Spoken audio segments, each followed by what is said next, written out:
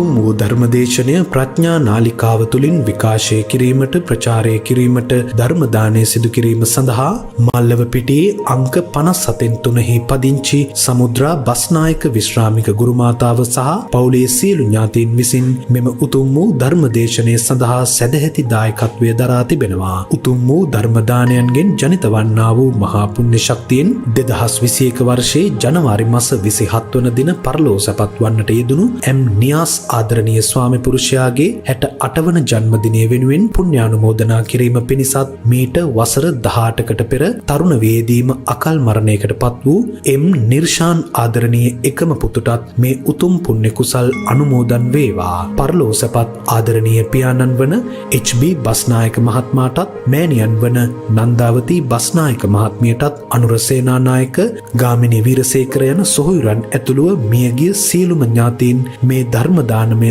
උතුම් පින අනුමෝදන්ව සංසාර දුක්ඛයන්ගෙන් අත මිදී නිර්වාණ අවබෝධය ලබත්වා. උදව් උපකාර කළ පවුලේ සියලුම සහෝදර සහෝදරියන් දූ දරුවන් යහළුවන් හිතවතුන්ට නිදුක් නිරෝගී සුවපත් භාවය චිරජීවනය සැලසේවා. මෙම ධර්ම දේශනාව සිදු කළ ගෞරවනීය දේශකයාණන් වහන්සේ වන අතිපූජ්‍ය මීමුරේ ධම්මවංශ ස්වාමීන් වහන්සේට නිදුක් නිරෝගී සුවපත් භාවය චිරජීවනය සැලසේවා. ඉක්මන් භවයකදී මාර්ගඵල අවබෝධයෙන් උතුම් නිවන් සුව අත්වේවා. අපවත් වී වදාළ මහා සංඝරත්නය මේ පින් අනුමෝදන්ව සසර දුකින් මිදී නිවන් සුව ලබත්වා. සුජීවත්ව සිටින මහා සංඝරත්නයට නිදුක් නිරෝගී භාවය චිරජීවනය සහ මාර්ගඵල අවබෝධය ලැබේවා. කොරෝනා රෝගයෙන් මියගිය සියලු දෙනාටත් නිවන් සුව අත්වේවා. රෝගයෙන් පීඩා විඳින අයට ඉක්මන් සුවය සැලසේවා. ලක්වාසී ලෝකවාසී සියලුම දෙනාටත් නිදුක් නිරෝගී සුවපත් භාවය ලැබීම පිණිස මේ උතුම් පුණ්‍ය කුසලය හේතු වාසනා වේවා කියා බලාපොරොත්තු වෙනවා. එසේම වේවා කියා ආශිර්වාද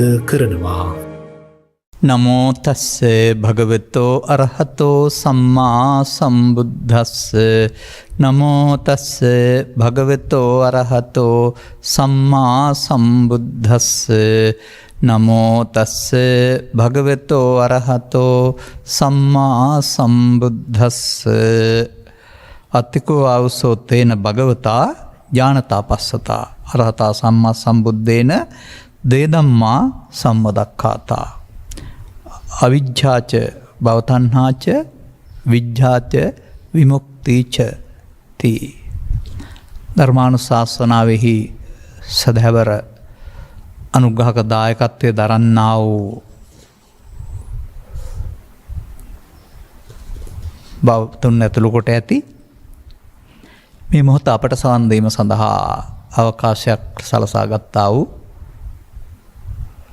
ලංකාවාසී ලෝකවාසී සදහැබර පින්වතුනි,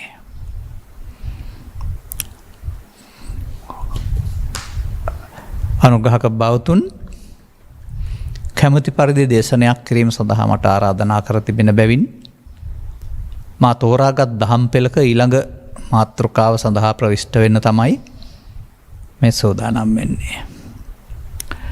මේ අපි දීඝනිකායේ සංගීති සූත්‍රයේ පවතිනා වූ දහම් පාඨ තෝරාගනු ලබනවා. පළවෙනි කොටස් කීපයක් මතක් කරලා දෙවෙනි කොටස් වශයෙන්. දැන් මගේ අවධානයට යොමු වුණා මෙතන දෙවෙනි කොටස් එකක් කියවනම් පැහැදිලි වෙන්නේ එක්ක සතර ගමන පමණයි නැත්නම් සතර නිමාව පමණයි. එතකොට ඒක අසම්පූර්ණයි කියලා මට හිතෙනවා. ඒ නිසා මේ දේශනාව සඳහා එකතු කරගත්තා පැවැත්ම සහ නැවැත්ම දෙකම. සාරිපුත්‍ර මහරහතන් වහන්සේ පැහැදිලි කරනවා එවත්නි දන්නා වූ සහ දක්නා වූ භාග්‍යවතුන් වහන්සේ විසින් ඉතිරි නැතිව මොනවට ඔය සම්මදක්ඛාතා කියන එක පැහැදිලි කරන වදාරන්නේ එකයි වදාලා වූ ධර්ම කරුණු දෙකක් තියෙනවා ඒ කියලා. දෙකක් නෙමෙයි දෙක ඒවා 1000ක් විතර තියෙනවා. එතකොට එදා උන්වහන්සේලා මේ දෙකේවා දෙක භාවිතා කරලා තමන්ගේ සසර ගමන් මග වරද අවබෝධ කරගත්තා නම් අනතුරු වරදෙන් නිදහස් වීම සඳහා ඊළඟ දෙකේවා දෙක භාවිතා කළා. උන්වහන්සේලා ඒ නිදහස් වුණ ආකාරය හෝ අසුණ ආකාරය පැහැදිලි කරන්නට නොවේ මා මේ වචන යොදාගන්නේ. අද අපටත් මේක අදාළයි. එහෙනම් මේ බුදුන් වහන්සේලා මනාකොට අදාළා වූ දෙය තෝරගන්න වෙනවා. ඒ අනුව අපි තේරුම් ගන්න ඕන කරුණක් තිබෙනවා. මේ සමාජය අවිද්‍යාව පිළිබඳව වචනේ බොහොම දන්නවා. අවිද්‍යාව පත්‍ය සංඛාරා කියන්නත් දන්නවා. අවිද්‍යාව දුරු කරගන්න ඕන කියන වචනෙත් දන්නවා. නමුත් ඔවුන් මේ සසර ගමන නිමා කරන්න හෝ දුකින් නිදහස් වෙන්න කල්පනා කරන්නේ අනාගත බුදුවරයෙක් හෙළි කරනු ලබන දහම් පෙළක් තුන නම් එයින් නොකියා කියන්නේ ඔවුන් දන්නේ නැති අවිද්‍යාවක් නැහැ කියන එකයි. කවුරු හෝ පොතේ තියෙන අවිද්‍යාව වචනය පෙළ දහමක් වශයෙන් ඔබ දකින්න ඕන ඔබ ළඟ. ඔබ ළඟ කොහෙද දකින්න ඕන? ඇසේ කනේ නාසයේ දිවේ කයේ සහ සිතේ වර්තමාන අරමුණක් ගන්නා විට මෙන්න මේ අරමුණට මුලාවීම තුළින් සතරට බැඳෙන හැටි තේරුම් ගැනීම අවිද්‍යාවයි. ඒක තමයි අටුවාව නැත්තම් පෙළ දහම කියන්නේ. පෙළ. එතකොට ඒ සඳහා අරමුණ තුළ නැත්තම් පංචස්කන්ධය තුළ මේක ක්‍රියාත්මක කරන ආකාරය පිළිබඳව දකින්ට තරම් ධර්ම ශ්‍රවණයකට ඒ පිළිබඳව මෙනෙහි කිරීමේ ගැඹුරුතන් කෙරෙහි අවධානය යොමු කිරීමේ හැකියාවක් තියෙන්න වෙනවා. එහෙම නැතුව ජීවිතය තුළ හරි ආත්ම තුනක් තුළ හරි දකින්න යන්න එපා. මේවා තථාගතවරු දේශනා කර වදාළන්නේ ෂණයකින් ඉපදී නැසෙන පංචස්කන්ධය තුළ පංච උපාදානස්කන්ධය බවට පත්වීමම නැත්නම් සසරට බැඳීමම අවිද්‍යාවයි.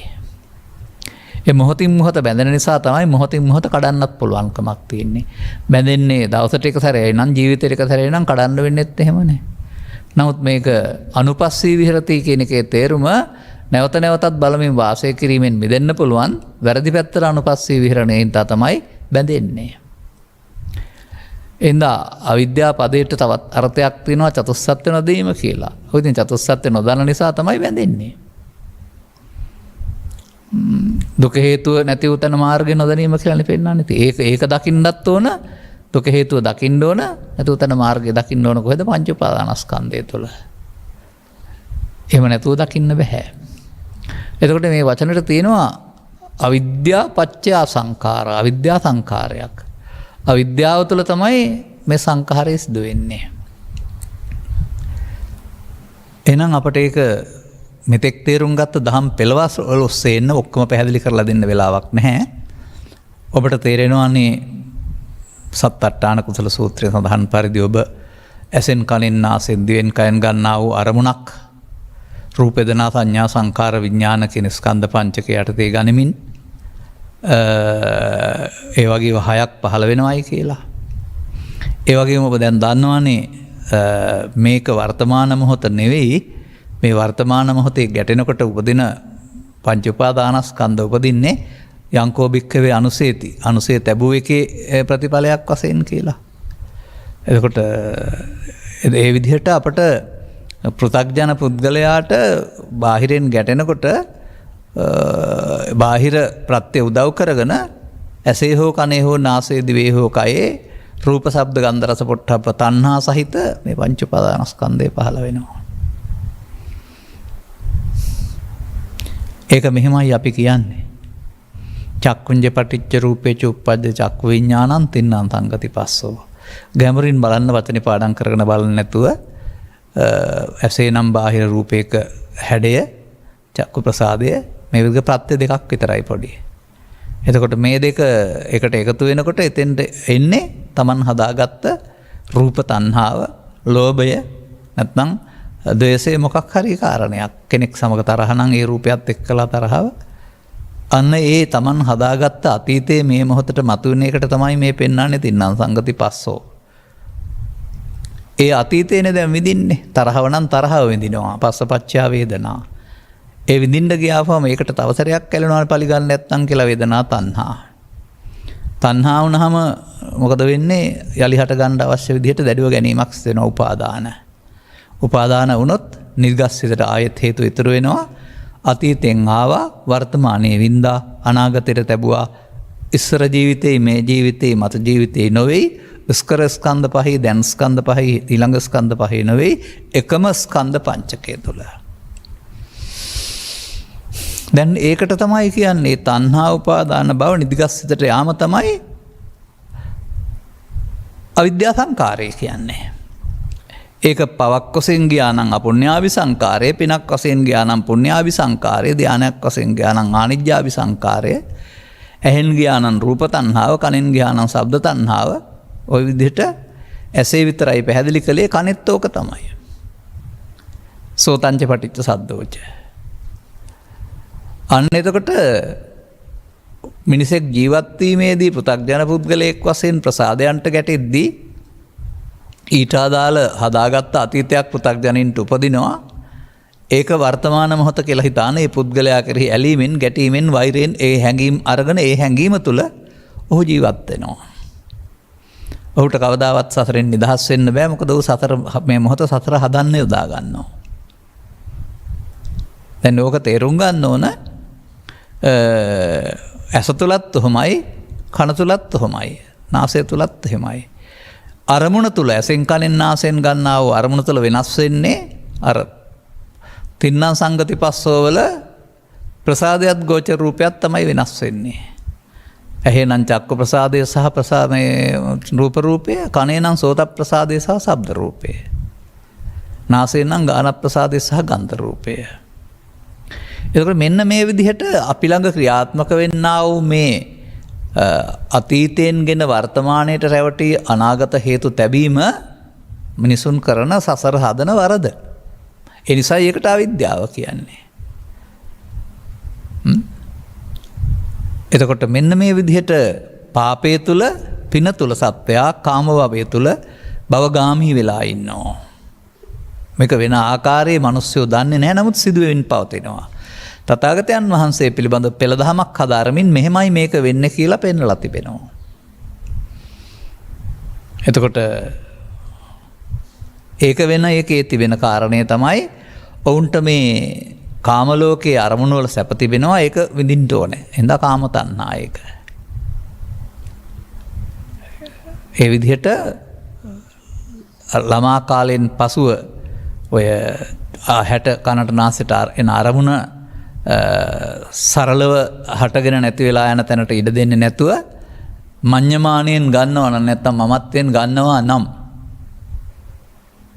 ඒ මමත්වෙන් ගැනීම තුළ සිදුවෙන්නා වූ මේ නොනැසී ඉතුරු වීම නැත්තම් අවශේෂ නිරෝධය තමයි මේ බද්ධෝ මාරස්ස හේවත් අවිද්‍යා සංකාරය, අවිද්‍යාව කියලා කියන්නේ. ඔන්න ඔය විදිහට අවිද්‍යාව ඇස තුළ, කන තුළ, නාසය තුළ, දිව තුළ, අරමුණක් තුළ තේරුම් ගන්න ඕන. මනාවකට දේශනා කළ බැවින්නේ. එතකොට මෙතනදී තවත් කරුණක් මේ වචනේ සඳහන් කරලා තියෙනවා. මේ භව තණ්හා කියන පදේ වෙනත් ආකාරයට නම් ගන්න ඕන. කියන්නේ දැන් මේ සූත්‍රවලම තියෙනවා ත්‍රිවිධ තණ්හාවක් වශයෙන් කාම භව, විභව කියලා. එතකොට එහෙම වුණොත් එහෙම කාම ලෝකෙන් එහා පැත්තට තිබෙන්නා වූ සංසුන් සමාධියක් උපදවාගෙන එය නිවීම කියලා රැවටිලා එහි රැඳී සිටීමට තියෙන කැමැත්තට තමයි භව තණ්හාව කියලා කියන්නේ. නමුත් සමහර විට සසරේ සැප තිබෙනවා. මට නම් බුදුන් දකින්න, නිවන් දකින්න සසර ඇවිදින්න ඕන කමක් නැහැ. මට මේ සසර සැපයි. මේකේ මේ තියෙන සැප සම්පත් එකතු කරන එක, ගොඩ ගහන එක, බෙදා හදා ගන්න බැරුව සටන් කරන එක, නැත්නම් මේවා අයිති කරගන්න එකම තමයි මගේ බලාපොරොත්තුව කියලා කියනවා නම් ඔහුට මේ කාම භවයේ රැඳී සිටින්න තිබෙනා වූ ඇල්මක් වශයෙන්ොත් භව තණ්හාව ගන්න පුළුවනි. අර ත්‍රිවිධ තෘෂ්ණා විග්‍රහය අනුව ගත්තොත් නම් ඒක මේක විඳලා තියෙනවා, මේක ඇති වෙන නැති වෙන එකක්. මෙතනින් එහා පැත්තට මේ ඒක තියෙන්නේ අපට නෙමෙයි. එහෙමනම් ඔය රූපාවචර ධානය උපදවාගත්ත පුද්ගලයෙකුට රූපාවචර ධානය නිවීම කියලා හිතෙනවා. දිට්ඨ ධම්ම සුඛ විහරණයක් සහ සාන්ත විහරණයක් විතරයි අර කිංචන හේවත් දුක්වලට හේතු සංසිඳීමෙන් ගත කරන සංසුන් බවක් නෙවෙයි. ඒකේ පවතින්නේ යටපත් කිරීමෙන් ලබාගත් සංසුන් බවක්. මෙන්න මේ තත්වයන් තුළ ඔහුට එය නමුත් ඔහු යන්නේ වැරදි පාරකින් නිසා එතන සදාකාලික සැනසීමක් කියලා ඇලෙන එක තමයි භව තණ්හාව බවට පත් වෙන්නේ. ඒ ගැන පුදුමෙන්ට කාරණේකුත් නැහැ. බුදුන් වහන්සේගේ හෙළි කිරීම වලට අනුගත කළ දෙවියෝ දුක විඳින්නේ නැති ලෞකික කාම සුඛ විඳින අය. ඝන සිරුරක් නැති බැවින් දි รา යාමකුත් නැති ලෙඩවීමකුත් නැති සුඛයක් තියෙන අය. දෙවියෝ හිතනවායි කියලා කියන්නේ සවුන් සක්කායෙන් මිදලා ඉන්නේ. ඒ කියන්නේ දෙවියොත් හිතන්නේ දැන් නිවිලා ඉන්නවා කියන සදාකාලිකයි කියන එකනේ. මන්දයත්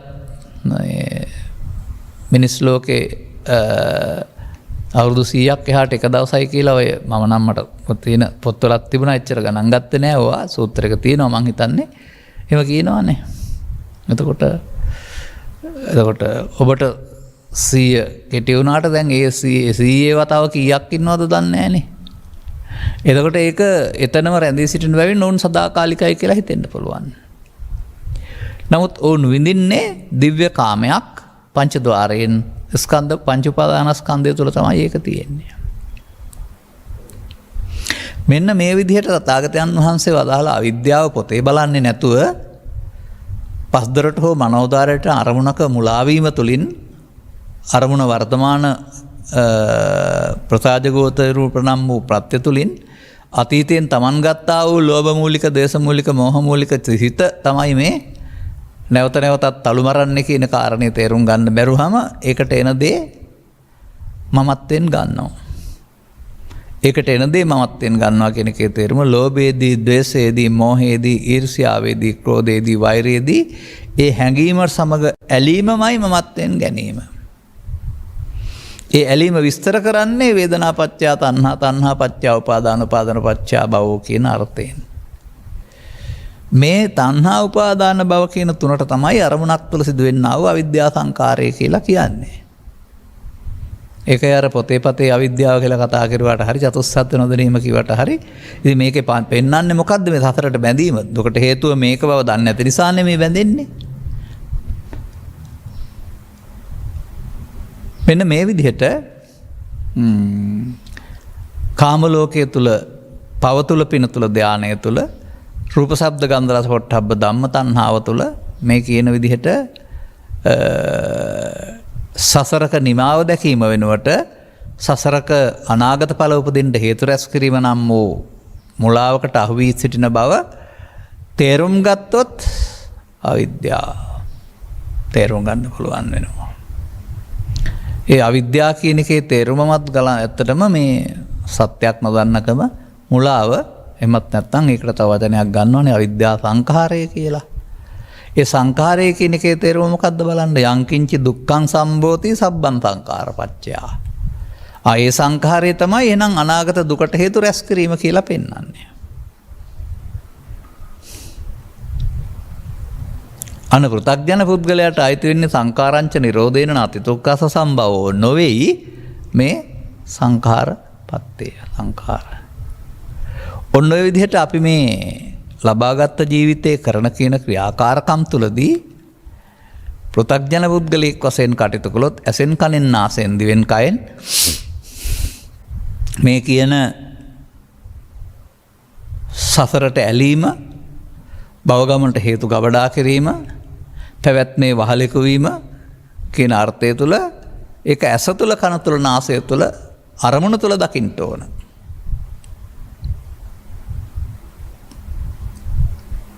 ඒ සඳහා ඔබට අවශ්‍ය සියුම් දැක්ම සමග සංයුත්ත නිකායෙහි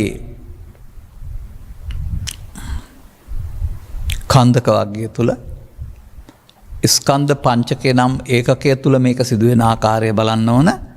නමුත් ඔබට මා මතක් කරන්න කැමති මේ පාසල් හෝ දහම් පාසල් හෝ අධ්‍යාපනය තුල ඔබට මේ පෙළ පාඩම් උනේ විභාගයට ලියන්න.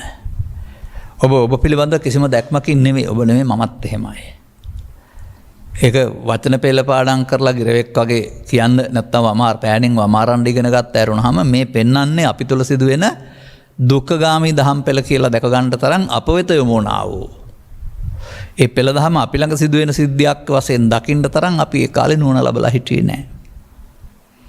එහෙනම් මේ පෙළ දහම කියන එක අටුවාව කියන එක ඔය අටුවා කියන වචනයත් මම අර්ථයක් සපයන්න ඕන. අටුවා කියලා පොත් බුදුන් වහන්සේගේ කාලේ ඉල්ලලා තිබුණේ නැහනේ. පස්සේ කාලෙක තමයි පොත් බිහි වුණේ. ඉතින් අටුවා දන්නේ නැහැ කියන එකේ තේරුම පොතේ තියෙන දේ දන්නේ නැහැ කියන එක නෙමෙයි. අටුවා කියන්නේ ඒකේ අර්ථය. එතකොට පෙළ දහම කියන්නේ ඒක ක්‍රමෙන් පිළිවෙලින් හේතු ප්‍රත්‍ය වශයෙන් බැඳෙන හැටි හෝ ගැලවෙන හැටි දෙකම පෙළ දහම. එකක් භවගාමී පෙළ දහම, එකක් භව නිරෝධගාමී පෙළ දහම. මේ පෙළ දහම නොදන්නේ නම් පෘථග්ජන කියලා කියනවා. එහෙනම් වනේ අන්ධ ගජෝ විය කියලා තියෙනවා සාමාන්‍යයෙන්. ඒ කියන්නේ වනාන්තරය තුල අතරමං වෙච්ච අන්ධ ඇතෙක් වගේ කියලා පෙන්නනවා. එළෙන හැටි ගැලවෙන හැටි ඒවා පිළිබඳව මොනම දැක්මක්වත් ඇති වෙන්නේ නැහැ. සර්වඥතා ඥානයකින් බුදුවරු මේ පිළිබඳ ගවේෂණය කරලා පැවැත්ම සහ නැවැත්ම විස්තර කරන තුරු තනිව කිසිකට හිතා ගන්නවත් බෑ. ගහින් ගෙඩියනවාසේ දුක් කරදර එනවා කියලා කියන්න දන්නව ඇරුණාම ඒ දුක් කරදර බාහිර ලෝකේ තියෙනවායි කියලා පොල් වලටයි දේවාල වලටයි පිළිම වලටයි තව කාරණ වලට බාර වෙවි දුකින් නිදහස් කරන්න කියලා ඇරුණාම මේ තමන් හදාගන්න දුකකටයිපත් වෙන්නේ. ඒක මේ බාහිර හේතු මත තමන් ඇති වෙන තමන් තුළ ඇති වෙන්නා වූ අවිස්සන ස්වභාවයක් නොසන්සුන් ස්වභාවයක් එහි පවතිනා වූ 11 ආකාරයේ දැවීම තැවීම තමයි තාපය තමයි මේ දුක කියලා කියන්නේ එක පිළිබඳව තේරුමක් නැතිකමට අපි හමුක නම් කරනු ලබනවා. එහෙනම් දැන් එහෙනම් අවිද්‍යාව බලන් ඉගෙන ගන්න එපා පොතේ, අවිද්‍යාව බලන් ඉගෙන ගන්න එපා ජීවිතය තුළ, අවිද්‍යාව බලන් ඉගෙන ගන්න එපා ඉස්සර ජීවිතේ මේක කරලා තියෙන්නේ කියලා. ඒ අවිද්‍යාව පත්‍ය සංඛාරා සඳහන් කරන්නේ පෙර ජීවිතයේ කුසල රැස් කිරීම විදිහටනේ. සාමාන්‍යයෙන් උගන්නන පොතපත ඒක අතීත හේතු කියන වචනයට දාලා ඒ අතීතයේ ඉස්සර ජීවිතයට දාලානේ උගන්නන්නේ. මේ ප්‍රසාදයන්ට ගැටීමේදී බාහිර ප්‍රත්‍ය උදව්වෙන් තමන් හදාගත්ත අනුසේ තිබී පරිඋට්ටාන වී චිත්ත වීති වලට එකතු වෙන බව ඒක වර්තමාන ක්‍රියාවට නැගෙන්නේ මේ තමන් හදාගත්ත අතීතයට ගිය හේතු වශයෙන් බව තේරෙන්නේ නැහැනේ. ඉතින් ඒ නිසා අතීතෙන් මිදෙන්න ඕන කියලා කතා කරුවට අතීතයේ එන හැටි දන්නෙත් නැහැ. මිදෙන්න අනුගමනය කරන්න ඕන මාර්ගය තේරෙන්නේ නැහැ. ඒ නිසා ඒකට කියනවා චතුස්සත්‍ය නොදැනීම කියලා. එතකොට මෙන්න මේ ක්‍රියාකලාපයේ වළංගු කාටද කියලා තේරුම් ගන්න. මම ටිකක් සවිස්තරව කියවොත් පව් කරන්නාට පව තුලත් ඔය කියන මුලාව තුල දුක්ඛගාමී භවගාමීත්වය සියනවා. පෘථග්ජන පුද්ගලයා පිනට නැඹුරුනොත් පින තුලත් ඔය කියන දුක්ඛගාමී භවගාමී ප්‍රතිපදාව තිබෙනවා. එතකොට අසකරණාසේ දිව කාලය තුල අරමුණට මුලා වුණොත් ඒ ඕනෑම තැනකත් ඔය භවගාමී ප්‍රතිපදාව තිබෙනවා. නිවීම කියලා රූපී හෝ අරූපී ධ්‍යාන රැවටුනොත් එහෙම ඒක තුලත් ඔය කියන්නා වූ එතකොට ඒක කාම භවය කියන්නේ නැහැ, රූප භවය කියනවා, අරූප භවය කියනවා. කාම භවයේ පවට පිනට නැඹුරු වීමට ඕරම් භාගිය කියලා සංයෝජන කියලා කියනවා. ඒවා අවබෝධයෙන් තොරව යටපත් කරගත්තා වූ අත්කලමතානියෝගින් ඒ වෙනුවට අසු වෙන්නා වූ භව දෙකටම අහු වෙන්නේ නැහැ. එකකට අහු වෙන්නත් පුළුවන්. ඒක ඉක්මවා ගියොත් අනිකට අහු වෙන්නේ. ඒකට උද්ධම් භාගිය කියලා කියනවා. එතකොට සංසාරයේහි සුද්ධාවාස බඹලව ඉන්න අය අරුණාම අනිත් පාපේ උපත ලැබුව අය, පිනේ උපත ලැබුව අය, ලෞකික ධානයේ උපත ලැබුව අය තුල මේ අවිද්‍යාව දුර වෙලා නැහැ. ඔවුන්ට ඒ තැන් වලට ගිහින් අදාළ සැප විඳලා ඒ ශක්තිය වරනකොට ආපහු හීන ප්‍රතිසන්දියක් කරගෙන තවදුරටත් ආය සසර මුල ඉඳලා එන්න ඇරුණාම මග නම් හමුුනේ නැහැ. මොකද මෙවදු පංචදවාරයක් තුළ අරමුණක් තුළ ස්කන්ධ පංචකයක් තුළ කරුණු පැහැදිලි කිරීම කියන එක හවුලේක තුලා සාකච්ඡා කරන්න පුළුවන් එකක් නෙමෙයි බ්‍රහ්ම ලෝකය කියන්නේ තම තමන්ට සාන්ත සමාධියක ඉන්න සුවයක් විතරයි.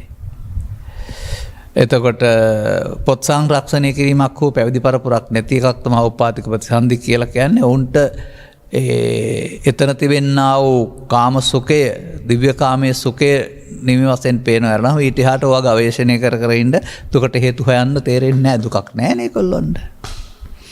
එනිසා මේ මම දකිනවා මේක ඔය පටාචාරාට කිසා ගෞතමීට වගේම මේ ලෝකේ ජීවත් වෙනකොට කිසියම් ආකාරයක ආතතියකට පීඩනයකට දුකට පත් වුණාම තමයි ගැලවීමක් ඕන වෙන්නේ. ඒක තින් සසුන් ඉතිහාසය තුළ පටාචාරා කිසා ගෞතමී රජ්ජුමාලා චරිත තුළ එවඳු තවත් චරිතවල සිදුනා වූ ඛේදවාචක වෙසෙනයන්හිදී වුන් දුකට පත් වී එයින් මිදීමට සැනසුම සෙවූ බව තමයි පැහැදිලි වෙන්නේ. එනම් මා දකිනවා ඔබටත් දිව්‍ය කාමයට ගිහින් දුකට පත් වෙනවා දකින්න බෑ. මේ ලබාගත් ජීවිතය ඔබ කොතරම් වෙහෙස වහන්සි වුණත් සතරින් ඉන්න උත්සාහ කළත් අවසානයේදී දුකට පත් වෙන බව තේරුම් ගන්න පුළුවන් නම් එහෙනම් අනේ එතනදී අපට පුළුවන්කමක් තිබෙනවා එයින් මිදෙන්න කුමක් කළ යුතුද කියන කාරණාව පිළිබඳව හොයලා බලන්න. එහෙනම් අපි මේ දෙක තේරුම් ගත්තා නම් ඊළඟ පදයට යන්න වෙනවා.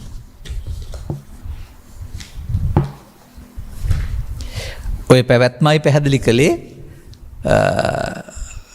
ලෝකේ ජීවත් වෙනකොට වර්තමාන මොහොතේ ආරම්මණයන්ට රැවටීම තුළින් ආරම්මණයට එනදී රූප ශබ්ද ගන්ධ රස පොට්ටබ්බ ධම්ම තණ්හා වශයෙන් ගැනීම තුළින් එහෙම නැත්නම් ඇලීම ගැටීම් මුලා වීම තුළින් ඔබ අරමුණ වින්දාට අවසන් වෙන්නේ නැතුව යලිත් විඳීමේ ඕනෑකමක් යලිත් ඒ සහ එකතු වීමේ ඕනකමකින් යුක්තව මේක අවසන් කරන එක තමයි මිනිස්සයා ජීවිතේ කරනු ලබන්නේ.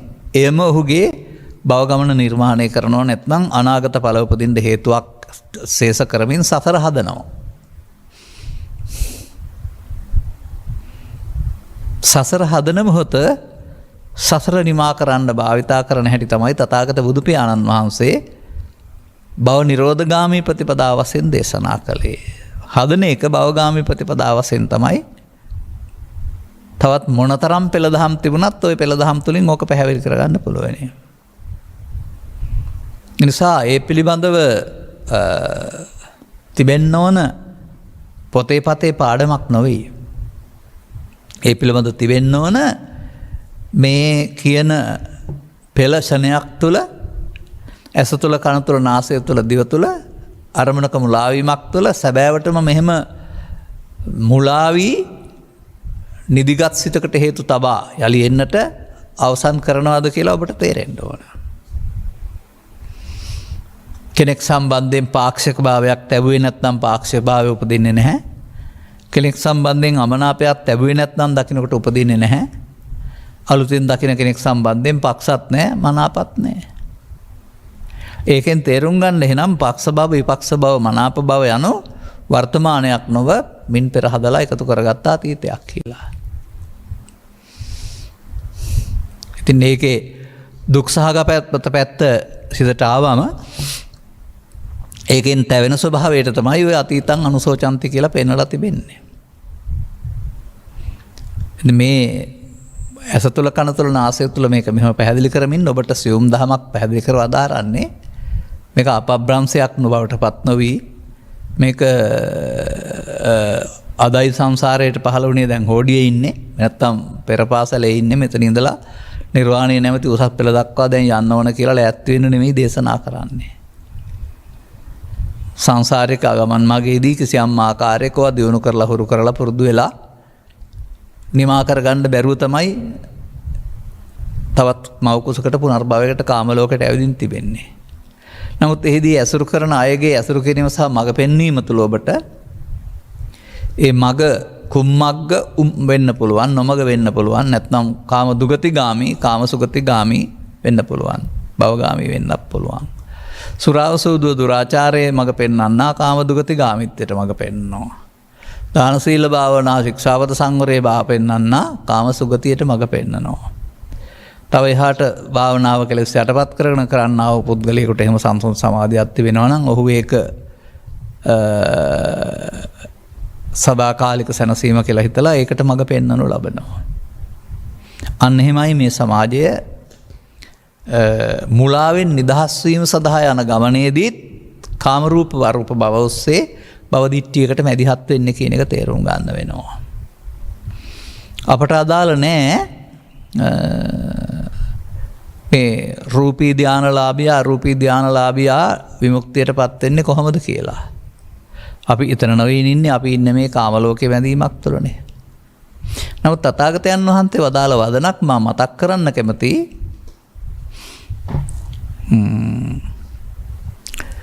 මේ අරූපී හෝ රූපී හෝ ධානයට පත් වෙලා යම් කෙනෙක් ඉන්නවා නම් මෙහිදී තව ප්‍රවෘත්ති විපාක ලබන්න හිට ගියේ නැහැ. මේ කුසල කර්මයේ කරගෙන ඉන්නේ දැන්. එතකොට ඒ පුද්ගලයාට තථාගත බුදු පියාණන් වහන්සේ වදාරන්නේ මල්පර වෙන එක හෝ කෙස් සුදු වෙන එක හෝ ශරීරය දිරාන එක හෝ අනිත්‍ය වශයෙන් බලන්න නෙවෙයි, තමන් සතු මේ රූපී ධානය අනිත් දුක්ඛ අනාත්ම වශයෙන් බලලා හදාගන්නයි කියලා. එතකොට ධානය ඇති වෙන නැති එකට අනිත්‍ය කියලා කියන්නේ. අන්න එහෙම ඒකේ තියෙනවා කරුණක් තේරුම් ගන්නට. ඒ ධානය ඇති වෙන නැති වෙන එක නෙමෙයිනේ අනිත්‍ය කියලා කියන්නේ. නමුත් එතනත් පවතිනවා. එහෙනම් මේ ඔස්සේ මම මේක කියන්නේ, ඔහු පාපය තුල පාපේ නිත්සුකාත්ම වෙලා, ඔහු පින තුල පින නිත්සුකාත්ම වෙලා, ඔහු ධානය තුල ධානය නිත්සුකාත්ම වෙලා, ඔහු අරූපී ධානය තුල අරූපී ධානය නිත්සුකාත්ම වෙලා. අන්නේ විදිහට සත්තා ගච්ඡanti සංසාරෝ ජාති මරණ ගාමිනෝ සත්වයා සතර ඇවිදින්නේ අනිත්‍ය දුක්ඛ අනාත්ම අසුභ දේවල් නිත්සුකාත්ම සුභ වශයෙන් ගැනීමෙන් කියන එක විපල්ලාස සූත්‍රයේ සඳහන් දහම් හරයයි. එතකොට ඔබට වචනෙන් කිව්වේ නැති වුණාට ඔබ ඒ කියන මුලාවට අහු වෙලයි මේ කටයුත්ත කරන්න කියන එක. දැන් එහෙනම් ඒකට එරෙහිව තථාගතයන් වහන්සේ වදාළෙකට කියනවා විද්‍යාවද විමුක්තියද කියලා. නමුත් මේ සඳහන් කරන ආකාරයට නම් මේක ජීවිත අවසානයේ හෝ අවසානයේ සාක්ෂාත් වෙන එකක්.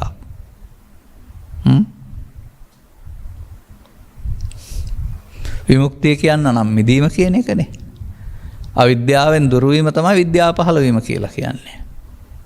නමුත් මේක ජීවිතයක් වශයෙන් රහතන් වහන්සේ බවට පත් වීමෙන් අවිද්‍යාව දුරු වුණා, විද්‍යාව පහළ වුණා කියලා කියන්න දන්නේ නැහැ මේ පැහැදිලි කරන්නේ. නමුත් අපි මේක පැහැදිලි කළේ කුමක් තුළද? අරමුණ තුළ. අරමුණ තුළ නම් අවිද්‍යා සංකාරය සිදු වෙන්නේ, විද්‍යා විමුක්තියක් සිද්ධ වෙන්න ඕන අරමුණ තුළ කියන එක සිවුම්ම ගවේෂණය කරන් එන්න ඕන. අනුපස්සතිය කියන එකේ තේරුම නැවත නැවතත් ඉන්පසු සම්පූර්ණයෙන්ම අවිද්‍යාව දුර වෙන තුරුම නැවත බලමින් වාසය කරන්න ඕන කියන එක. තේරුම් ගන්න ඕන කරුණ.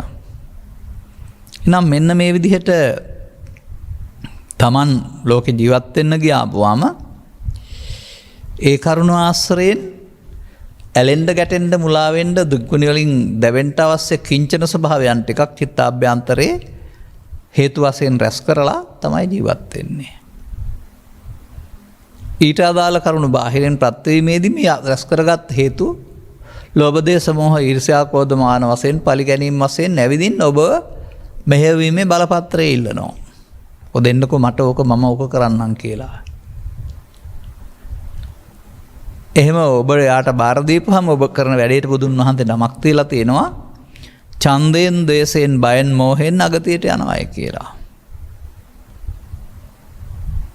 එහෙනම් ආයෙත් අවිද්‍යා සංකාරයක් කරුණාම ඊට එහාට යන්න පුළුවන් කමක් නැහැ. එහෙනම් විද්‍යාව කියලා කියන එකේ තේරුම අවිද්‍යාව දුරු වීම, විමුක්තිය කියන එකේ තේරුම මිදීම. සසරෙන් මිදීම නෙවෙයි, ඒ මොහොතේ දුකින් මිදීම. කෙලවරට ඒක තමයි විමුක්තිය.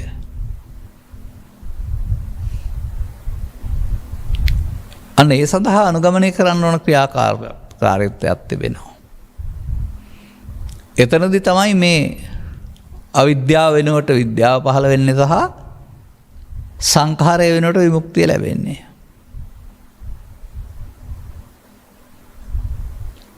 එබැවින් එයත් අපි දකින්න ඕන කොහෙද කියලා තේරුම් ගන්න. දැන් අපි මේ කතාවේදී අර වසර ගණනාවක් තිස්සේ කතා කළා වූ ස්කන්ධ පංචකයේ රූපේ වැරද්ද, ශබ්දේ වැරද්ද, අනිත්‍ය වැරද්ද ආදී දේවල් කතා කර කර ඉන්නේ නැතුව කෙලින්ම එනවා තථාගත දේශනාව කෙලින්ම ස්කන්ධ පංචකය තුල ස්කන්ධ පංචකය තුල සිදුවෙනා වූ මුලාව භවගාමී වශයෙන්ොත් ඒ මුලාව නිදහස් වෙන්න තථාගතයන් වහන්සේ වදාළ මග තේරුම් අරගෙන අනුගමනය කිරීම ප්‍රතිපදාව වශයෙන්ොත් පෙන්වන්නට බොහෝ උත්සාහ දරනවා. එනිසා මේ විද්‍යා විමුක්තිය සිදු වෙන්නත් ඕනේ ජීවිතයේ අවසානයේ නෙවෙයි, නැත්නම් අරහන්ත භාවයට පත් වෙලා එතනින් එහා පැත්තට නොවේයි. බැඳෙන්නේ අරමුණෙන් අරමුණට නම් මිදීමත් අරමුණෙන් අරමුණට වෙන්න ඕන. ඇසෙන් කනෙන් නාසයෙන් දිවෙන් කයෙන් උනා වූ මුලාව මොහොතක් මොහොතක් පාසා අතහැරීමට තරම් ඔබ ප්‍රතිබල සම්පන්න වෙන්න ඕන.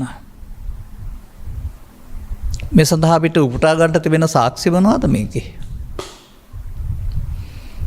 දුකය දුකට හේතුව තණ්හාවය, ඒ තණ්හාව නැති කිරීමෙන් ලබන සැපත නිර්වාණය. දැන් සමහර ප්‍රශ්නයක් තණ්හා වුණාම කොහොමද නැති කරන්නේ කියලා. තණ්හා වුණොත් නම් නැති කරන්න බෑ.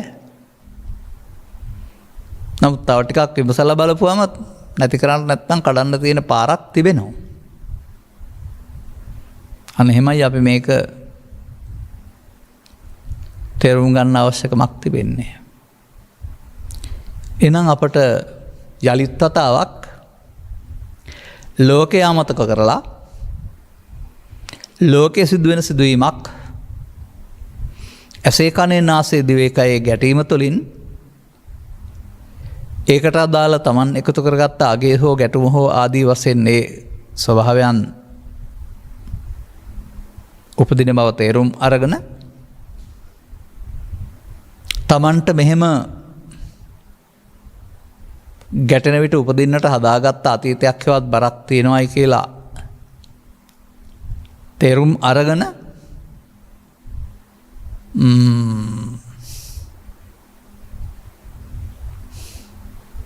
හොරෙක් ඇල්ලීමට හොරෙක් කෙදුවාසේ මේ ක්‍රියාවලිය සිදුවෙන මොහොතට මුලාව දැකගන්න, මුලාවෙන ආකාරය දැකගන්න සහ මුලාවෙන් මිදෙන්න අදාළ ක්‍රියාමාර්ගය ගන්නට යොහුසුළු වෙන්න වෙනවා. මන්දයත් මේක පැහැදිලි කරලා තිබෙන කරුණක් තමයි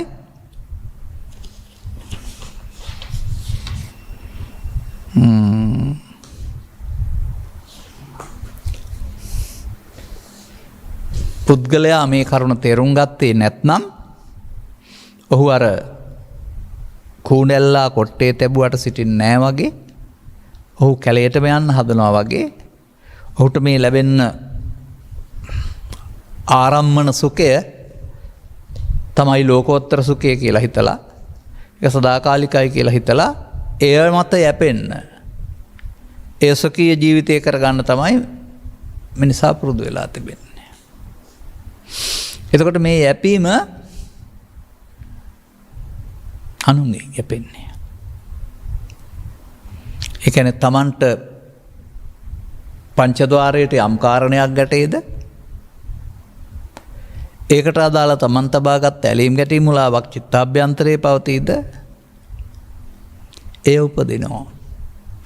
ඒ වේදනා ටික විඳින්න බාහිර කාරණා උදව් වෙන නිසා අපි අනුන්ගෙන් ලෝකේ අප දුකට සැපටපත් කරනවා, ලෝකයයි මේක කරන්නේ කියලා ජීවත් වෙනවා. හොඳයි, මේ චිත්තාභ්‍යන්තරයේ තිබෙනා වූ පීඩාව නැති වුණොත් එහෙම දැන් බාහිර සමාජයේ සාධක වලට පුළුවන් නේද ඔබ සංසුන් කරන්න? දැන් ඔබ හිස් වෙයිද, තනි වෙයිද, කරන්න දෙයක් නැති වෙයිද? අනුන්ගෙන් යැපීම වෙනුවට තමන්ගෙන් යැපෙන තැනක සිටීද? එතකොට ප්‍රතිචාර නැහැ බාහිර සමාජයට. අන්න ඒ විදිහට මේ මිදීම යන්න අන්තිමට මිදීමකුත් ඇති, මිදුනේ මමයි කියලා දිට්ඨියෙන් ගන්න පුළුවන් කමකුත් නැති, ස්වභාවයක් බව තේරුම් ගන්නට අවශ්‍ය පරිකල්පන ශක්තියක් වැඩි දියුණ වෙන්න වෙනවා. දැන් අපි මේක ආපහු පැහැදිලි කරගන්න වෙනවා. සාමාන්‍යයෙන් අපේ දහම් පෙළ තුල අවිද්‍යාපච්චා සංඛාරා වලින් එහා පැත්තට යෝමිතස්ස කේවලස්ස දුක්ඛක්ඛන්දස්ස සමුදය හෝති. ඒ පෙළ දහම කොහෙද සිදු වෙන්නේ?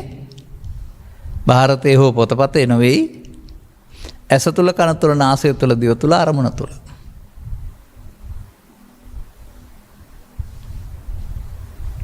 එහෙනම් මේ පැවැත්මේ පෙළ දහම වෙනුවට මේ මිදීමේ පෙළ දහමකුත් තිබෙනවා. අන්න මේ නිදහස් වීම සඳහා මේ නිදහස් වෙන පෙළ දහම භාවිතයට ගන්න හැකි පිළිබඳ තේරුම් අරගත්තාම ඒකට නමක් තියෙනවා සුතමේ ප්‍රඥාව කියලා. සවන් දීම තුළ අවබෝධ කර ගැනීම. දෙවනුව ඒක පිළිබඳව තමන්ගේ දැක්මක් ඇතිවීම තව ටිකක් එහාට ගිහින් චින්තාමය ප්‍රඥාව කියලා සඳහන් කරනු ලබනවා. තව එහාට ඉතින් අනුගමනීය ප්‍රතිපදාවක් තුළ ධර්මයට පැමිණීම නැත්නම් සාක්ෂාත් වීම කියන වචනෙන් තවත් වදනක් පාවිච්චි කරනු ලබනවා. අන්නේ විදිහට අපට මේ යන ගමනේදී ලබාගත් ජීවිතයේදී සියලු ශක්තියින් සියලු අවධානයන් බාහිරයට යොමු කිරීම වෙනුවට බාහිරේ බිඳවට්ට ගන්න නැතුව ඒක හිත අවධානයෙන් යොදලා මේ ආධ්‍යාත්මික පැවැත්ම පිළිබඳ අවධානයට යොමු කරලා ඒක තේරුම් ගත්තේ නැත්නම් අපි හොඳින් දකිනවා අවුරුදු 60 70 80 ගිය අයට අහගෙන හිටියට තේරුණාට පෙළ දහම තේරෙන්නේ නැහැ. තේරෙන්නේ නැත්නම් අනුගමනය කරන්න බෑයි කියලා. එනිසා වැඩිහිටියන්ට මෙහා පැත්තේ ඉන්න අය, තරුණයේ ඉන්න අය මේ පෙළ දහම තේරුම් අරගෙන පෙළ දහම තුල තමන්ගේ හිතේ සිදුවෙනා වූ පමාදවාදී පෙර දහම වෙනුවට අප්‍රමාද විහාරී පෙර දහමකට යාම තුළින් මේ පෙන්නන ඔබ කල්පනා කරන අවිද්‍යා සංඛාරය වෙනුවට විද්‍යා විමුක්තියක් සඳහා මොහොතින් මොහොත මංපෙස් සැලසෙන බව අටුවාව දැනගෙන පෙළ දහම දැනගෙන තේරුම් ගන්න. ඊට පස්සේ බලංග ක්‍රියාත්මක කරන්න පුළුවන් වෙයි. හොඳයි, අපි කතා කරේ කොමක්ද? ප්‍රසාදයන්ට ගැටීමේදී ඒ ප්‍රසාදයන් සහ ගෝචරපයන් උදව් කරගන්නා ගැන චිත්තාභ්‍යන්තරය සිට එන්නා වූ තේන සංකං ගච්ඡති හටගත් සංකත ධර්මය තමන්ගේ සිත් වලින් ආවා වූ නොමල මලයි කියලා හිතන් හිටියට මැරුණ නැතුව තියාගත්ත අතීතයක ඵලය කියලා තේරුම් ගන්න නැතුව ඒකට එකතු වෙනවා. ඒකට එකතු වෙන එක තමයි පෙන්වන්නේ මුල් පෙළෙන් තේන සංකං ගච්ඡති. නැත්නම් ඒකට එකතු වීම තුළින් අනාගත පැවැත්මක් සඳහා වර්තමානයේ වසාගෙන ඉදිරි පැවැත්මක් සඳහා හේතු ඉතුරු කරමින් අවසන් කරන බව. ඒක වර්තමාන මොහොතේ සිදු වුණාට ඒක සිදු වෙන්නේ අතීතයේ උඩ. පරණ ලෝභය, පරණ ද්වේෂය, පරණ ඊර්ෂ්‍යාව, පරණ කෝර්ධය, වෛර පලි ගැනීම පරණ වෙලා ඉතිවිලා හිතට ආපු එක උඩ තමයි මේ පැවැත්ම සිදු වෙන්නේ. එහෙම එකතු වෙන්නේ මලාතීතයකට පරණ එකකට කියලා තේරුම් ගන්න තරම් පුහුදුන් කියන සතු නුවණක් නැහැ. ඔහු එකට වෙන වචනයක් යොදාගෙන සාධාරණීකරණය කරනවා ඇරුණාම. මෙන්න මේ බඳු තත්ත්වයන් තුළදී යලිත් තතාවක් මේ විද්‍යා විමුක්තිය සඳහා ඔය පෙළ දහමම මතු කරන්න වෙනවා. ඕක නෙමෙයි අප්‍රමාදවාදී පෙළ දහම. නමුත් ඔය ඔය වදන් වැල් තුලම ඔය තැනම. ඔය තැන කිව්වම ඇසේ කනේ නාසයේ දිවේ කයේ හෝ සිතේ නින්ද නැති මනෝද්වාරයේ කල්පනාව තුළ ඕන එකක් තුළ හොඳින් සියුම්ම කල්පනා කරලා ග්‍රහණය කරගන්න.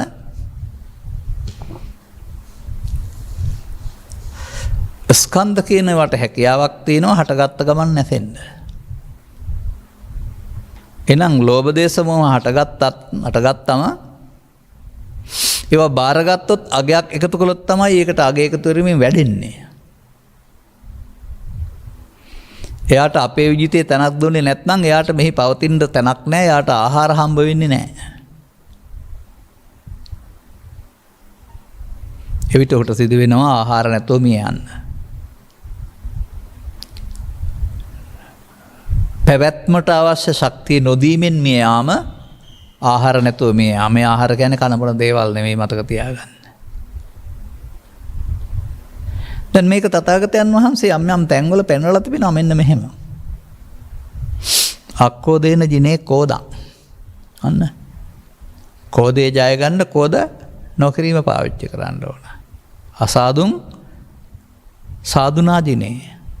අසාදු බව නැත්නම් සාදු භාවයක් නැති ස්වභාවය දෙනන්න සාදු භාවය පැතුන. අවේරේන ච වෛර නොකිරීම කියන එකෙන් මේක සංසිඳීමට පත්වෙන්න පුළුවනි. මෙන්න මේ විදිහට මේ පෙළ කළා වූ කිරීම නොකරන්නේ කොහොමද? මම අර පස්සපච්චා වේදනා වේදනා පච්චා තණ්හා තණ්හා පච්චා උපාදාන උපාදාන පච්චා භව කියලා පෙන්වුවේ කිරීම. අවිද්‍යාච භව තණ්හාච. නොකිරීම කරන්නේ කොහොමද? මේ පෙළට එකතු වුණොත් නොකිරීම වෙන්නේ නැහැ. එතකොට අතීතේ එනවා. අතීතයට එකතු වුණොත් අර වර්තමානයේ හරහා පැවැත්ම හදලා ඉවර වෙන එක තමයි ෂණයකින් සිද්ධ වෙන්නේ. එතකොට සසර බන්ධනයේ සංයෝජනය ඇරුණාම කැඩීමක් වෙන්නේ නැහැ. නමුත් විද්‍යා විමුක්තිය එහෙම හමු වෙන්නේ නැහැ. විද්‍යා විමුක්තිය අරමුණක් කරුණක් පාසා විද්‍යා සංකාරණ අවිද්‍යා අරුණක් කරුණක් පාසා විද්‍යා විමුක්ති උදා වෙන්න ඕන.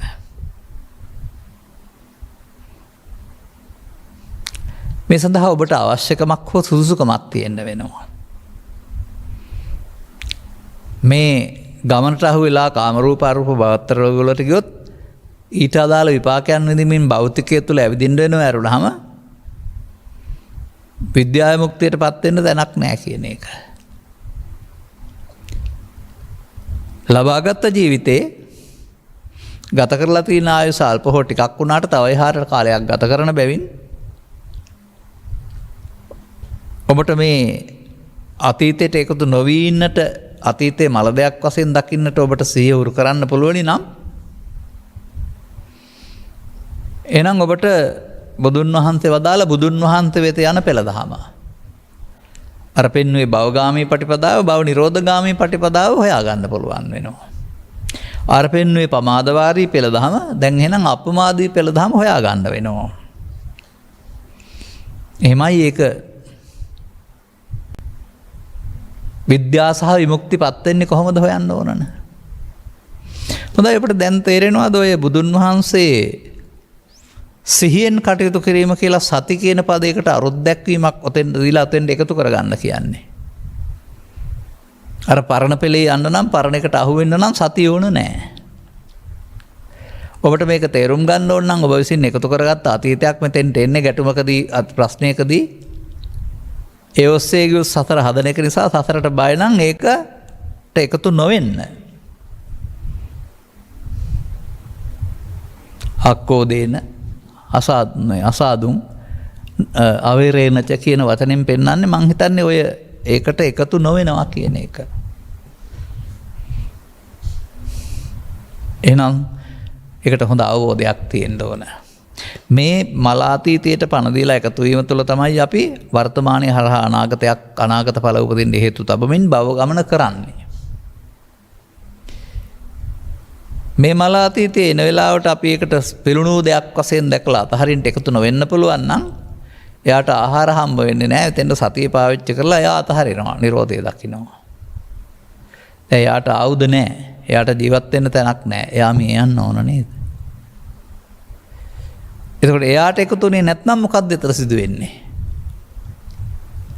මන්දයත් ප්‍රසාදයේ ගෝචර රූපය ඇසේ නම් ආලෝකයේ උදව්වෙන් මෙතන පහළ වෙලා තියෙන්නේ. පහළ වෙන්න තියෙනවා ඉඩකඩ. කනේ ශබ්දේ නාසයේදීත් එහෙම තියෙනවා. මෙන්න මෙතනදී මේ භාවිතා කළ යුතු සියුම් දෙය මම දකින්නේ මෙහෙමයි.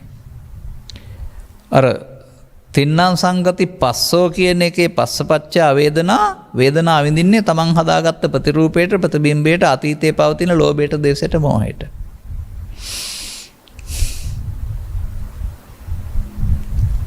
හොඳයි අපට නිදිගත් අතීතයක් එන්න කියලා මේකට එකතු වෙලා පවත්තන්න නැතුව ඉන්න අපිට මෙතෙන්ට සතියක් ගේන්න පුළුවන් නම් ඔය සමහර අය මට කියන්නේ අතරමඟ එනකොට දකින්නයි කියලා මේක එකතු වෙන්න විදිහක් නැහැ කියලා.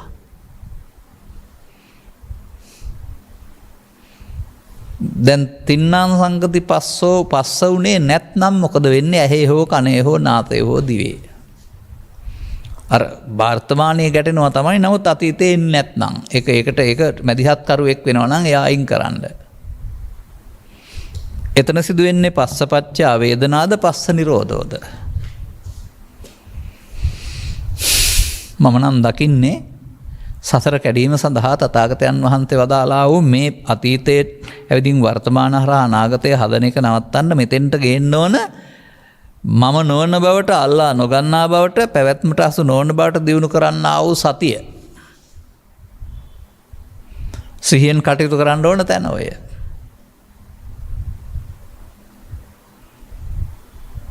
දැන් ඒ අතීත ස්කන්ධ අතීත හේතු පැත්තට එකතු වෙන්නේ නැත්නම් එම පංච උපාදානස්කන්ධය අපි පෙර කළපු දේ ගනිමු. පෙර පස්සපච්චා වේදනා තුළ පංච උපාදානස්කන්ධය නිත්‍ය සුඛාත්ම වශයෙන් ගත්තා. මගේ ආත්ම කොට ගත්තෙන් මඤ්ඤමානෝකෝ බික්ඛු බද්දෝ මාරස්ස. වචනෙන් නිත්‍ය සුඛාත්ම කිව්වේ නැහැ. නමුත් අර ඇලීමෙන් මුලාවෙන් ගැටීමෙන් මුලාව ගන්න එකේ තේරුම අන්න නිත්‍ය සුඛාත්මය. දැන් ආවා මේකට. ආවට ඒ මත තීරණ ගන්න ඒ මත එතනින් එහාට යන්න මොකද නැහැ. එහෙනම් මමත්වෙන් නොගැනීම අමඤ්ඤමානෝ. එහෙනම් අමඤ්ඤමානෝ නම් පස්ස පච්චා වේදනා නැහැ. වේදනා නැත්නම් අර පරණ තමන් හදාගත්ත ලෝභ දේශ මොහ කාරණය නැත නිසා ඒකට අදාළ තණ්හාවක් නැහැ. තණ්හාවක් නැත්නම් ඒක ද්වේෂ තණ්හා හරි ලෝභ තණ්හා හරි යලි ඇලෙන්න හෝ ගැටෙන්න ඕනකමක් උපාදානය කිරීමක් නැහැ. තණ්හා නැත්නම් උපාදානයක් නැහැ. පෙළදහම අප්‍රමාදවාදී පෙළදහම. උපාදානයක් නැත්නම් භව නැහැ. ජීවිතේට එක වතාවක් නෙමෙයි දවසට එක වතාවක් නෙමෙයි අරමුණ තුල බලන්න මොහොතකින් අන්න පස්ස නිරෝධයෙන් වේදනා නිරෝධ වෙනවා. වේදනා නිරෝධයෙන් තණ්හා නිරෝධ වෙනවා. තණ්හා නිරෝධයෙන් උපාදාන නිරෝධ වෙනවා. උපාදාන නිරෝධයෙන් අනාගත ඵල උපදින්න හේතු ඉතුරු නොවි අවසන් වෙනවා. කියන්නේ උපාදානය නොවි පංචස්කන්ධය මිය යනවා. අතීතයට එකතු වුණා නම් පංච උපාදානස්කන්ධය මිය යනවා. අතීතයට එකතු නැති නිසා වර්තමාන හේතුඵල වශයෙන් හඳුනාගෙන මිය යනවා. දැන් අර පෙරපෙළේ තණ්හා උපාදානයට අවිද්‍යා සංකාර කියවා නම් දැන් තණ්හා උපාදානව නැත්නම් මෙතන සිදුවෙන්නේ කුමක්ද? අවිද්‍යාව දුරු වීමනේ. විද්‍යාව කියනවා නේද? එතකොට දැන් අර බැඳුනේ නැත්නම් මොකද උනේ? මිදුණා නේද? අනුපස්සී විහෙරති නැවත නැවතත් ඊට පස්සේ මේ විදිහට ඇසෙන් කනෙන් නාසෙන් දිවෙන් කයෙන් මේවා හමු වෙන විට වර්තමාන හේතුඵල නවත්තන්න පුළුවන් කමක් නැහැ. නමුත් අතීතයට පණ දෙන්නේ නැතුව එයාව අතහරිනවා නම් දැන් මොනගාමීද? එයාට එකතු වෙලා යන එක අනුසෝතගාමී. එයාට එකතු නොවන එක පටිසෝතගාමී. දැන් මොහොතක් පාසා අවිද්‍යාව දුරු වෙනවා නේද? ඒකට විද්‍යාව කියනවා නේද? අවිද්‍යා සංකාර නම් ඒක නොවනකොට විද්‍යාව නම් මිදීම හේවත් විමුක්ති නෙවෙයිද? ඔබට මේක ඇස තුළ කන තුළ අරමුණක් තුළ දකින්න ඕන නම් ඊට පස්සේ මොහොතක් පාසා මේ වැඩේනේ කරන්න තියෙන්නේ කියලා තේරුම් ගත්තාම විද්‍යාච විමුක්තිච. ඇසෙන් කනෙන් නාසයෙන් දිවෙන් කයෙන් සමනෝදවාරයෙන් අදාළ කරුණුවලට ගැටීමේදී අතීතය හා එක් නොවී ඉන්නට කන්ති ඉවසීම පරිත්‍යාගය එහෙම නැත්නම් ඒට එකතු නොවෙන්න එය මම නොවන බවට සිහිය. ලෝභකට දේශකොට මොහොට ගත්තම් මම කොට ගත්තාම එතන නිත්සුකාත්ම සිහිය නැහැ. එහෙම ගන්න නැත්නම් අමඤ්ඤමාණය නැත්නම් මම නොවන බවට සිහිය නිසා මොකද උනේ? යාට අනාගත මේ පරපරක් හදන්න හේතු ඉතුරු කරන්න බැරිව අසරණ වෙනවා. කවුද අසරණ වෙන්නේ? ලෝභය, දේශය, මෝහය. එතකොට විද්‍යාව සහ විමුක්තියට මඟ පෑදෙනවා. දැන් මෙන්න මේ විදිහට මේක ඔබේ ඇස තුළ කන තුළ නාසය තුළ දිට ධම්ම පරියායක් වශයෙන්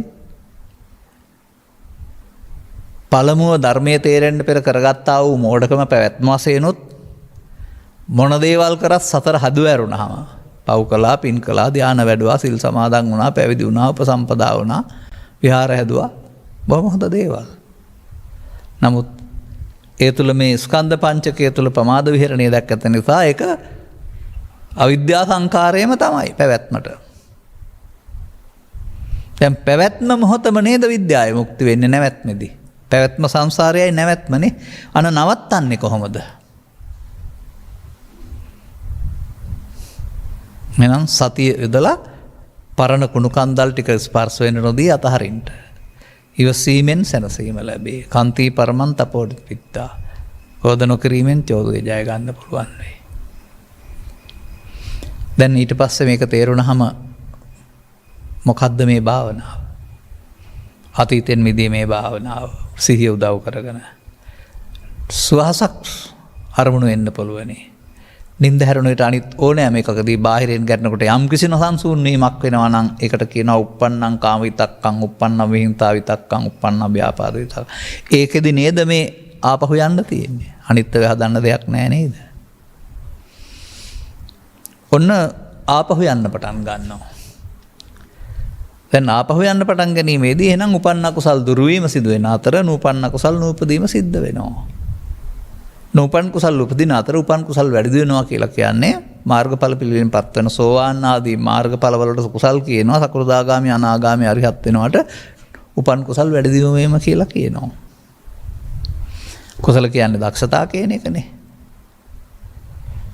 දැන් එහෙමනම් මේ සංගීති සූත්‍ර සඳහන් මේ පාඩ දෙක ත්‍රිපිටකයේ කොතන හරි සූත්‍රවල දෙකක් වශයෙන් උත් ඇති. අපි ඒ වුණාට ගැඹුරුම කාරණා පැහැදිලි කරන අය වශයෙන් ගත්තේ මේක මොයි මොහොත තුල ඒ මොහොත පමණක් විග්‍රහ කිරීම මෙසේ. දැන් ඔන්න අපි පෙරදහම පාවිච්චි කළා අප්‍රමාදවාදී. දැන් න්‍යාය පැහැදිලි කළේ. දැන් ඊට පස්සේ භාවිතේ ඔබ ළඟ වෙන්න ඕන දෙන්නේ. බැලුවම ලොකු දෙයක් නෑ මට නම් පේන්නේ. අතීතයට සමුදෙන එක අතීතය අතහරින්න සමස්සිහිය ඕන. ඒ තමන් මේ එකතු වුණාම වැහෙන්නේ නිවීම නම් ඒක අයින් වෙනහම හම්බ වෙන්නේ තනසීම කියලා තේරෙනවා නම් එහෙනම් නිස්සරණය. අදාළ කරුණු තේරුම් ගනිමින් ඉහාත්ම වශයෙන්ම කොතන කොහේ ජීවත් වුණත් සත්වර්ෂ ධර්මයන් සපුරමින් මේ සංසුන් සැනසීමේ හිමිකරුවෙක් බවට පත්වීමට ඔබට මෙම කරුණු පැහැදිලි කිරීම හේතු වාසනාව වේවා යන්න මගේ ප්‍රාර්ථනයයි. මේ උතුම් ධර්ම දේශනාව ප්‍රඥා නාලිකාව තුළින් ප්‍රචාරය කිරීම සඳහා මල්ලව පිටියේ අංක 57 තුන පදිංචි සමුද්‍රා බස්නායක විශ්‍රාමික ගුරු මාතාව සහ පවුලේ සියලු ඥාතීන් විසින් සදැහැති දායකත්වයේ දරා තිබෙනවා. අරමුණු අතර 2021 ජනවාරි 27 වෙනි දින පරලෝක සැපත්වන්ට යෙදුනා වූ එම් නියාස් ආදරණීය ස්වාමි පුරුෂයාගේ 68 වන ජන්ම දිනය වෙනුවෙන් පුණ්‍යානුමෝදනා කිරීම පිණිසත් මේට වසර 18කට පෙර තරුණ වියේදීම අකල් මරණයටපත් වුණා වූ එම් නිර්ෂාන් ආදරණීය එකම පුතට මේ උතුම් පුණ්‍ය කුසල් අනුමෝදන් වේවායි ප්‍රාර්ථනා කිරීම සඳහාත් පරලෝසෙපත් ආදරණීය පියාණන් වන එච්.බී. බස්නායක මහත්මයාටත් මෑණියන් වන නන්දාවතී බස්නායක මහත්මියටත් අනුරසේනානායක ගාමිණී වීරසේකර සොයුරන් ඇතුළු මේ පරලෝකීය සියලුම ඥාතීන් මේ ධර්ම දානමය උතුම් පින අනුමෝදන්ව ලබාගත් ජීවිතයේ දුකින් මිදී සුවපත් වේවා. මිනිසත් බව ලැබ නිර්වාණ අවබෝධය ලබත්වා. උදව්පකාර කළ පවුලේ සියලුම සහෝදර සහෝදරයන් දූ දරුවන් යාළුවන් හිතවතුන් නිදුක් නිරෝගී සුවපත් භාවයේ චිරජීවනයේ සලසා ගනිත්වා. මෙම ධර්ම දේශනාව සිදු කළා වූ ගෞරවනීය දේශකයන් වහන්සේටත් නිදුක් නිරෝගී සුවපත් භාවයේ චිරජීවනයේ සැලසේවා. ඉක්මන් භවයකදී මාර්ගඵල අවබෝධය උතුම් නිවන් සුවත් වේවා. ඉක්මන් භවයකදී නෙමෙයි මේ භවයේදීම කියලා කියන්න බය නැතුව. ඉක්මන් භවයක නිවන් ලබන්න නම් මෙච්චර වණක් කියන්න ඕනේ. අපවත් වී වදාළ මහා සංඝරත්නය මේ පින් අනුමෝදන් හතර දුකින් මිදී නිවන් සුවවත්වා. සුජීවත්ව සිටින මහා සංඝරත්නයේ නිදුක් නිරෝගී භාවයේ චිරජීවනයේ සහ මාර්ගඵල අවබෝධය ලැබේවා. කොරෝනා රෝගයෙන් මියගිය සියලු දෙනාට නිවන් සුවත් වේවා. රෝගයෙන් පීඩා විඳින අයට ඉක්මන් සුවය සැලසේවා. ලක්වාසී ලෝකවාසී සියලු දෙනාටත් නිදුක් නිරෝගී සුවපත් භාවය ලැබීම පිණිස මෙම උතුම් පුණ්‍ය කුසලයේ හේතු වාසනා වේවා. ඔබේ පැතුම් යහපත් අවසන් වශයෙන් අනුග්‍රහක දායකත්ව දරු ඔබ හැම දිනාටමත් මේ කරුණු තේරුම් අරගෙන ඉහාත්ම වශයෙන්ම අනුගාමී ප්‍රතිපදාව තුළ අතීතයට වහල් වී අනාගතය හදනවද අතීතයෙන් මිදී සසරේ විමුක්තිය මේ මොහොතේ ලබා ගන්න මඟ ගන්නවද කියන කාරණේ තේරුම් ගන්නට මේ කරුණු හේතු ආසනාව වේවා යන්න අපේ ප්‍රාර්ථනයයි. සබ්බිහිතෝ වජ්ජන්තු සබ්බ රෝගෝ විනස්සතු මාතේ බවත් අන්තරායෝ සුඛී දීඝායුකෝ භව හැම දිනාටම තෙරුවන් සරණයි. මෝහක්ඛයෝ නිබ්බානං